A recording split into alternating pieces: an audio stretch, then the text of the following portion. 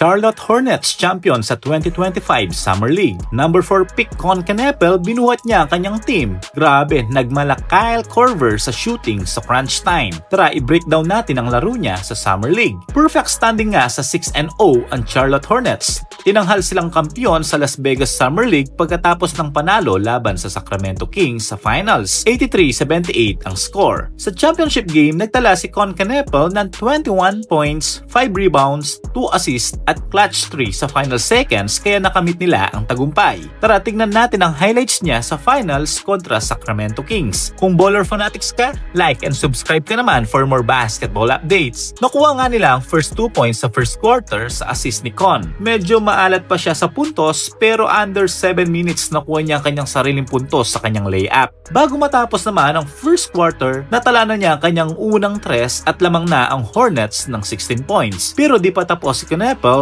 nagkusto-ko siya hanggang basket at nakuha pa niya ang 2 points. Pumasok ang second quarter, di man umaambag sa puntos si Con Canepel pero naggamit niya ang kanyang basketball IQ to play the basketball.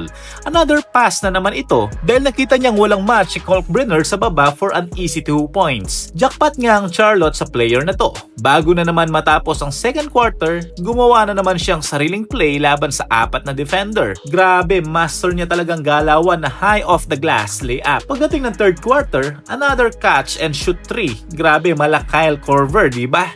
Pero di pa tapos, dito niya ako napabilib sa kanyang no hesitation 3. Mahaba pa ang oras, parang binato na lang ang bola sa dalawang defender. Ang tapang ng player na to, titirahin ka harap-harapan. Tingnan naman natin ang clutch shot niya sa fourth quarter. 75-74, isa na lang ang kalamangan ng Hornets at muntik na silang makambak. Dito nagkamali ang Sacramento. Iniwanan ba naman ng open sa tres? Pasok talaga yan. Grabing tira, mala laser pass, bilis niyang mag-release, parang bago pa tumalon ang defender, nasa taas na ang bola. Isa na namang bagong sharp shooter sa NBA to. At the end, 83-78 at siya ang tinanghalan na MVP this Summer League. Ano nga ba ang pwedeng maiambag ni Con Canepel sa Charlotte Hornets? Unang-una ang kanyang shooting ability. Tinagurian nga siyang one of the best shooters sa 2025 NBA Draft. Kita naman ang catch and shoot niya, diba? Magaling din sa spot up and off the dribble 3 na merong shooting form, fast release at deep range. Parang pinaghalong Korver, Curry at Booker sa shooting. Meron din siyang basketball IQ. Matalino sa loob ng court at laging nasa tamang position to get and pass the ball.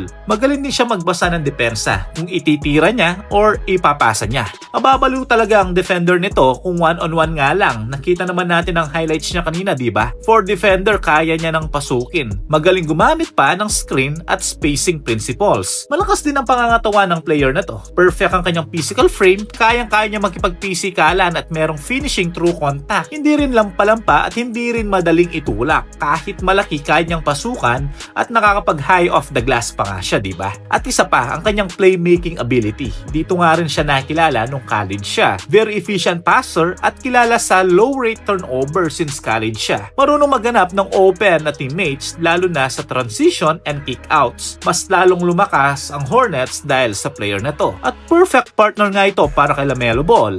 At ito ang pwede nilang maging projected first 5 sa Hornets this coming season. Para sa point guard position, LaMelo Ball, good siya for playmaker, leader sa court at primary facilitator. At sa shooting guard naman, ang fresh na fresh rookie na si Con Canepel, grabe kita naman natin, diba? Isang sharp shooter at pwede ring mag-set up ng play. At sa kanilang small forward naman si Brandon Miller. Yan, versatile wing na scorer at rebounding skills. Sa power forward naman si Miles Bridges, kilalang kilala, veteran forward at playmaking big man experience. At si Plumlee naman for the center, for rim protection and rebounding. Grabe ang lakas ng Hornets. Ang tanong, kaya ba nilang makipagsabayan? Mukhang nakajackpot ang Hornets kay Con Canepel.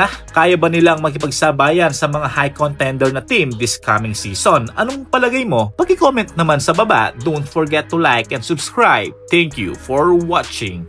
God bless. Mwah!